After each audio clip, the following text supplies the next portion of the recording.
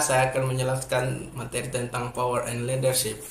Power is the capacity to influence other behavior through dependence.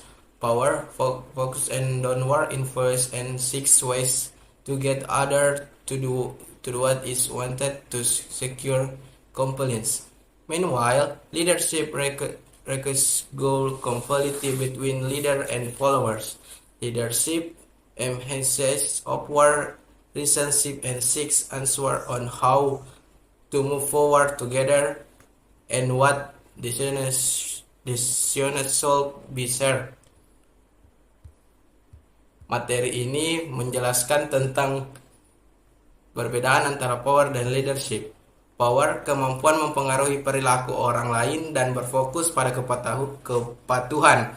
Leadership membutuhkan keselarasan tujuan antara pemimpin dan pengikut serta berfokus pada hubungan dan arah bersama. Baik, materi selanjutnya tentang formal power dan personal power. Yang pertama itu formal power atau kekuasaan formal. Kekuasaan yang berasal dari posisi atau jabatan dalam organisasi ada 3 jenis, yaitu coercive power atau kekuasaan paksaan, pengaruh yang diperoleh melalui ancaman hukuman sanksi, atau konsekuensi negatif jika seseorang tidak mematuhi. Yang selanjutnya, reward power atau kekuasaan hadiah.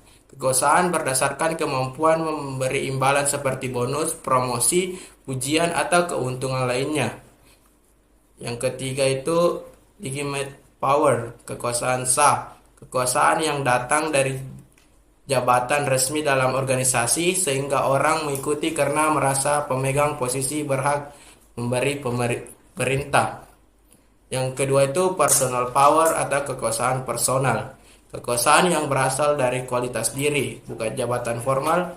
Ada 2 jenis. Yang pertama expert power, kekuasaan keahlian, pengaruh yang muncul karena seseorang memiliki pengetahuan, keterampilan atau kompetensi yang dianggap penting dan dibutuhkan orang lain.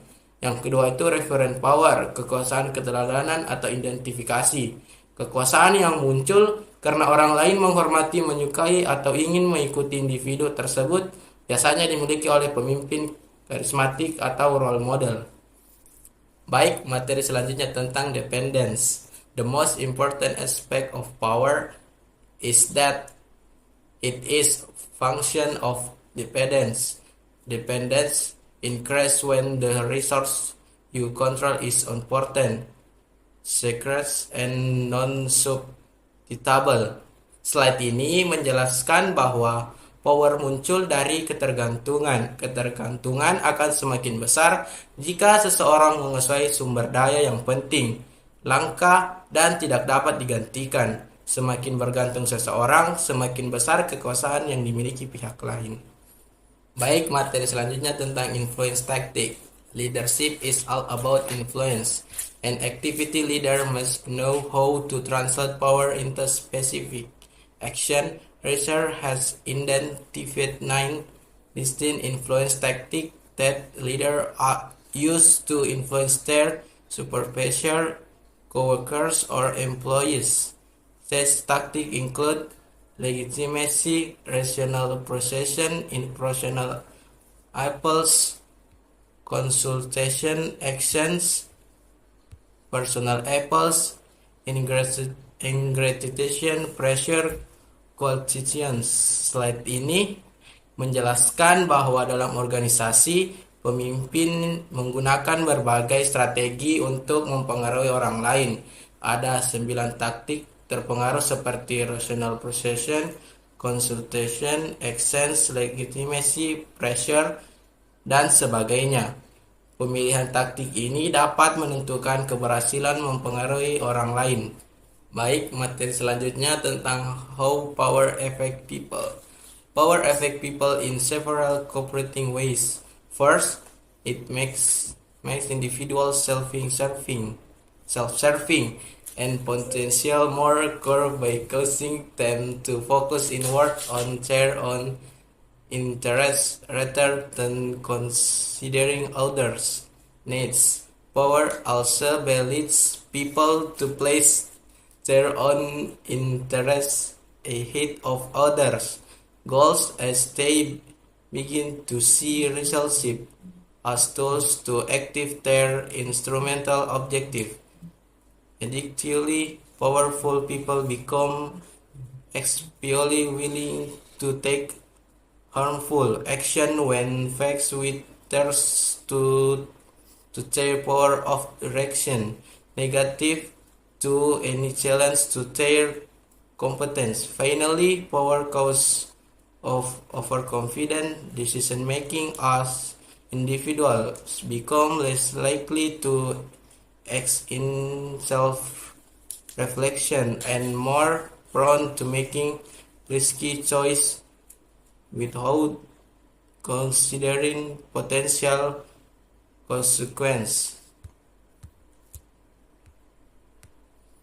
Slide ini membahas bagaimana dapat mempengaruhi perilaku seseorang. Power dapat membawa dampak negatif seperti meningkatkan rasa percaya diri berlebih, keputusan yang kurang bijak, fokus pada kepentingan pribadi, serta potensi penyalahgunaan kekuasaan ketika merasa terancam. Baik, slide selanjutnya power dynamics. Power is influenced by personal and environmental factors.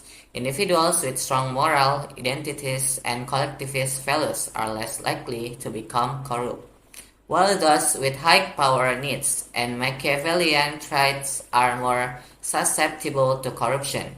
People maintain power through system justification and influence techniques, but can lose it due to environmental competition, ethical violations, biased decision-making, and failure to recognize threats.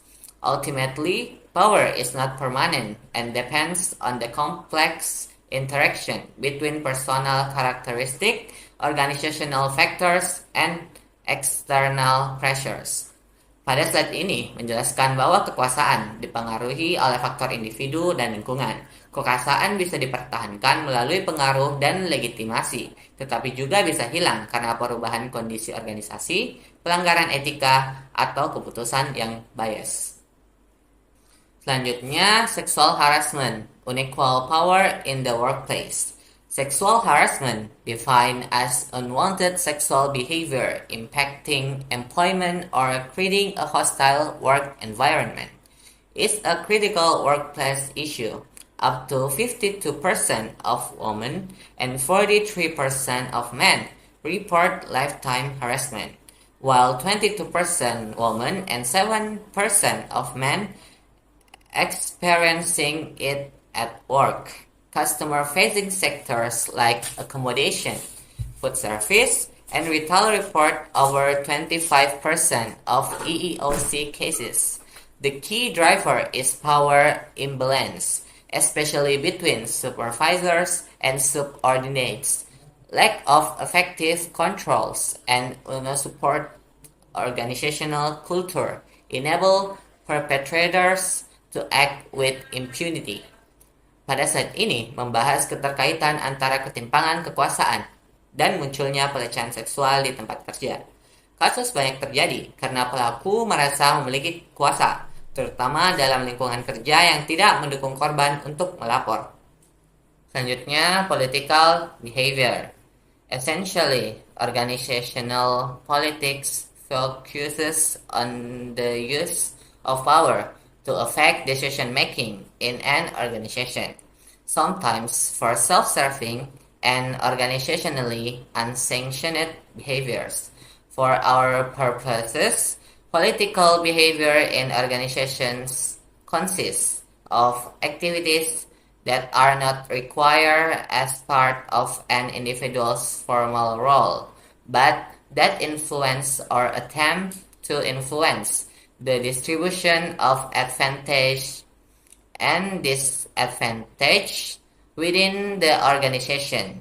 Political behavior gives people some sense of empowerment and control in highly political environments, but it can also be exhausting. Pada slide ini menjelaskan bahwa perilaku politik dalam organisasi adalah tindakan yang bertujuan untuk mempengaruhi keputusan, baik untuk kepentingan pribadi maupun kelompok, meskipun tidak termasuk dalam tugas formal. Selanjutnya, factors that influence political behavior terbagi menjadi dua. Yang pertama, individual factors yang terdiri dari high self-monitors, internal locus of control, high Machiavellian personality, organizational investment, perceived job alternative, dan expectations of success.